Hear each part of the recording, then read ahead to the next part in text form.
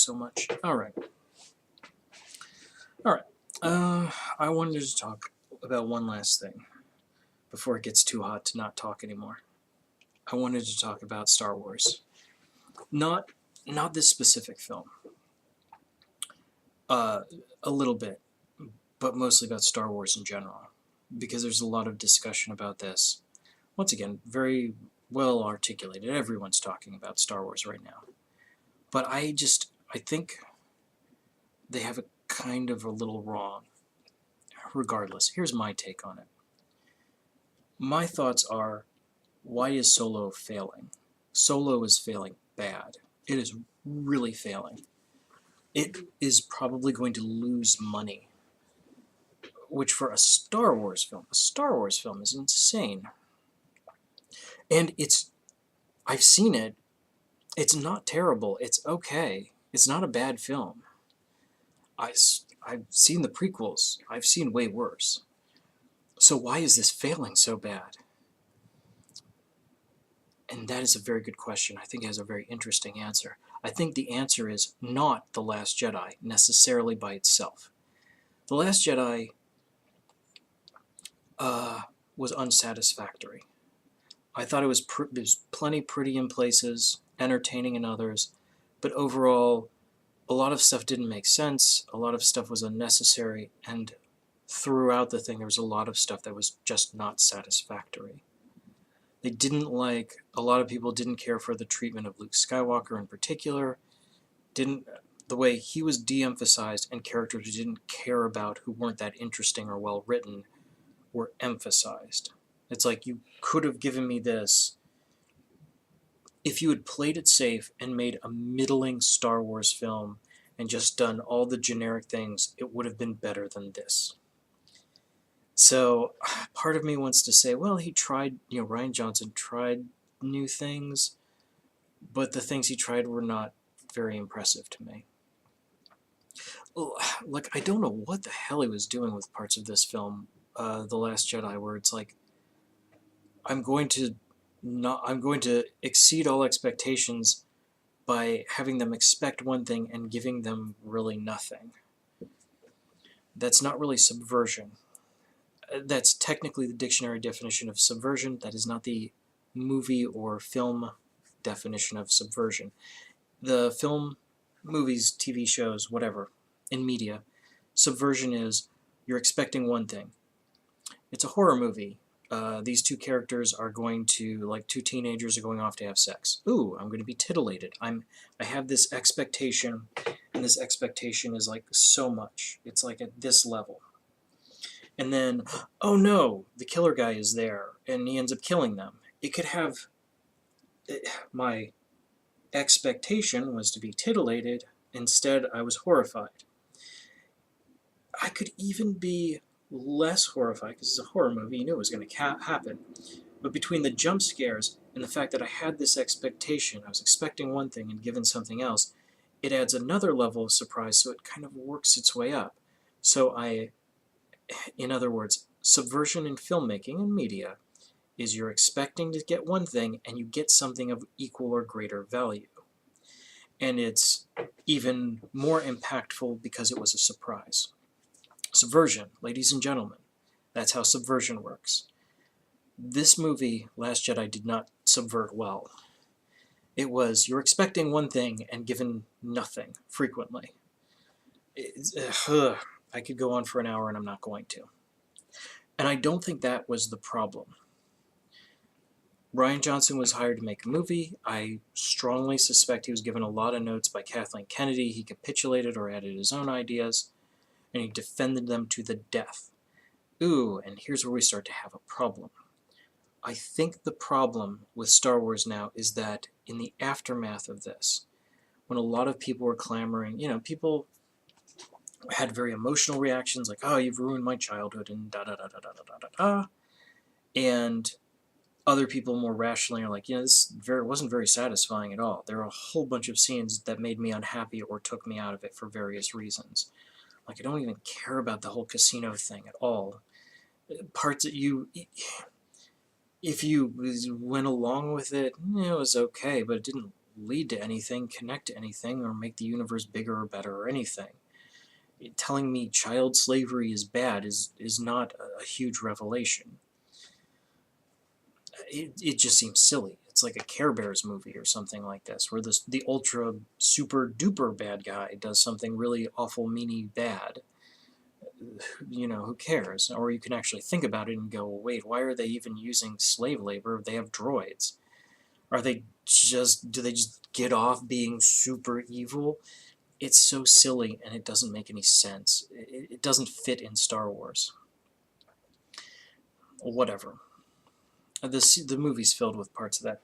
So here's the problem with it.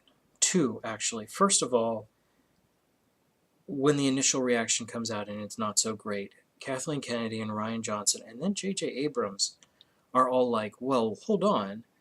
This movie has some strong female characters and diversity and da-da-da. It has Rose, Ray, General Millennial, or whatever the hell her name was. Which is the wrong thing to say. Here's why.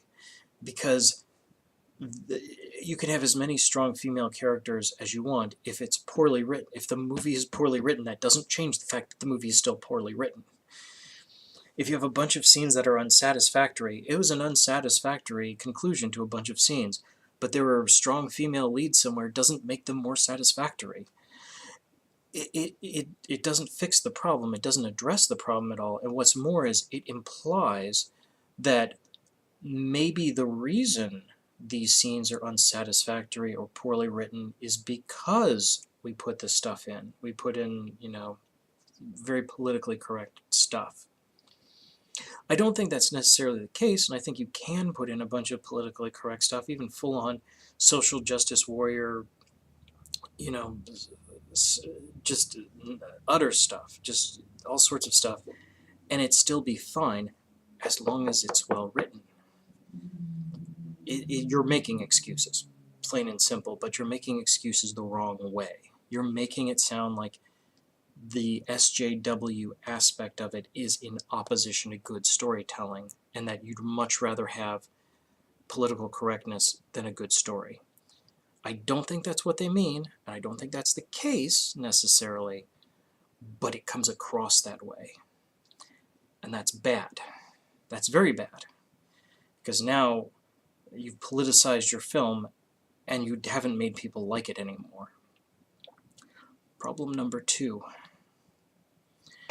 goes something like this. Kathleen Kennedy then comes out, Kathleen Kennedy, Rian Johnson, J.J. Abrams, to defend this film and start saying maybe people didn't like it because they're just afraid of strong women. And, this film just wasn't made for Star Wars fans. And maybe it wasn't made for you, cis white males. And that's the absolute worst thing to say. Because at that point you're saying, you didn't like it, and I, the person in charge of making this damn thing, just don't care. I don't know why they would say that, because that is stupid. I mean, that is... I'm not saying that in a sort of, boy, that was a dumb thing to do. I mean, that is a genuinely, bafflingly dumb course of action. That was a terrible strategy. Because if you make this big budget film that is part of a franchise, like you have not just this movie, but other movies, Solo, for example, riding on this, riding on fan goodwill, fan enthusiasm, fan interest, why would you alienate them? Why would you do that? What would bring you to that? Why? Who would think that's a good idea? It's like this. There's this quote. Let's see if I can find it real quick. By P.T. Barnum. P.T. Barnum writes this quote near the end of his life in the book, The Secret Art of Money Getting. He has this one quote. It's The Art of Money Getting is this book by P.T. Barnum with little adages on how to run a good business. And it's a neat book. Check it out.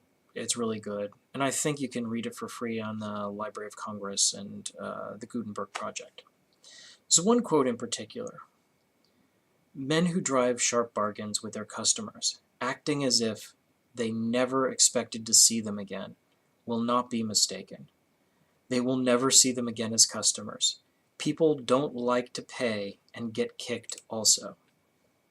Beautiful. Brilliant by P.T. Barnum. That perfectly encapsulates the problem here. Kathleen Kennedy, you cannot piss on your customers and then expect them to go see the next movie. They're not stupid, and they are human. If you insult them, if you say you don't want them to see your films, the danger there is that they could believe you and take you for your word. And that is, people are talking about how she should be fired. Maybe, maybe not, but in this case, maybe. She's made some mistakes. She's done some things where they weren't the brightest decisions, or they didn't end up being good decisions, or decisions with good results, let's be fair. But that one, after The Last Jedi, I ask you, whose job is it to do damage control? I mean, who should be out there going, hey, you didn't like this film. I'm really sorry. We hope you'll still be enthusiastic about our future films. We're listening to you, the fans. We're going to take your concerns and your criticisms seriously. We're going to work on our writing. We're going to make films that are diversive and inclusive, but are also exciting Star Wars movies that you'll enjoy going forward. That sort of thing, that sort of diplomacy, damage control. Whose job is that? Whose job is it to go in front of the cameras and exhibit humility, understanding, and diplomacy? If not Kathleen Kennedy. And not, in my mind, that is the thing she should be doing, and not the opposite of that thing. That's kind of my point. You can't piss on people and expect them to rush out and see the next film. The Solo had a lot of factors involved.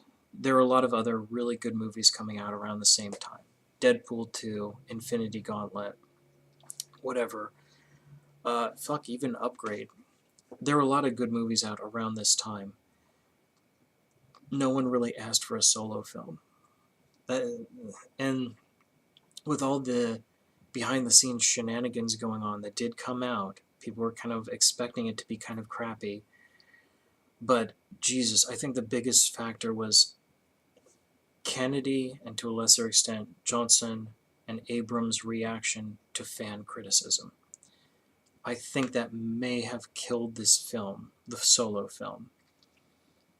And I think it may kill movie 9, but that movie's a long way off. I mean, it's not the end of this year, it's the end of next, 18 months. So they've got 18 months to fix it, film it, and make things right. And I'm not going to be so hard-headed and say, I don't care, and I'm not going to go see it. I'm probably going to go see it. I like seeing movies. I like seeing Star Wars movies. But the thing, and this is also what I wanted to say, the thing about all of this is, Kathleen Kennedy isn't wrong. She's not a criminal or something like that, creatively or otherwise, for making a bad movie. I saw the prequel movies. I saw 3 movies that were not very good at all, that were very poorly directed and written. It's what she did that's troublesome, that's problematic, was this. Star Wars wasn't just movies. I don't mean the extended universe or any of that shit either. I mean, every single Star Wars movie was like a miniature science fiction convention. There was a spectacle and party atmosphere to each one. I mean, we saw the prequel film, I think there were 16 of us got together and saw it. And for the newer ones, people were dressing up and had lightsabers and shit like that. And then we're going out to eat afterwards, and we're doing stuff beforehand. It's a whole day. We're taking the day off work. It's not just a movie, it's a spectacle that includes the movie. The movie is the heart of it. When I saw the Solo movie, I had, ironically enough, I had to go see it by myself because no one wanted to see it. Hardcore nerds that I have lived with or been around for decades at this point, since the 90s, flat out didn't want to see it. And here's why. And this is interesting. But we did see the last prequel film, Revenge of the Sith. Hated it and expected it to be terrible, but went to see it anyway, because it's a spectacle. The movie is just one aspect of it. If Kathleen Kennedy is out there saying this film isn't for you, and we care more about this than that, and we don't care about your feelings, and we don't care about your concerns, then the spectacle's gone, and it's just a movie. And if it's just a movie, you can just not see it. It doesn't, you don't care. You're not taking part in some fun thing with your friends. There's no party atmosphere. No one gives a shit. It's just a film, and if they have concerns about seeing the film, they'll either wait to see it on Netflix, or they won't see it at all. They have the ability to turn it down because it's just a film. A friend of mine said that in the car. It was the most brilliant line. Well, now it's just a movie. Exactly. It's just a movie. I don't think fans are upset because they thought Last Jedi was a shitty film. Clearly, they had a lot of problems with it. I had some problems too. I had some serious problems with it. I thought overall it was fine, but it had a lot of problems. Their spectacle got taken away. It's like once again, to use the metaphor, it's like you had a science fiction convention that came out like every so often, but then you're suddenly told it will never happen again, and that's been ruined. And that would bring anyone down. And that would have them searching for scapegoats. And the scapegoats have presented themselves very well. I think that's all I wanted to say about that. But that's really the heart of this. It's not that they ruined a Star Wars movie. I've seen ruinously bad Star Wars movies before, well, long before this. It's that the spectacle's gone. The party's gone. The sci-fi is gone. It's just a movie. Like Episode 9 is going to be, unless something amazing happens, it's just going to be a movie, an overblown, very expensive movie that will need very big budgets to justify itself, and you no longer have fan enthusiasm. I don't see how you can do it. I don't see how you're going to pull that off. Anyway, that's me. I'm out.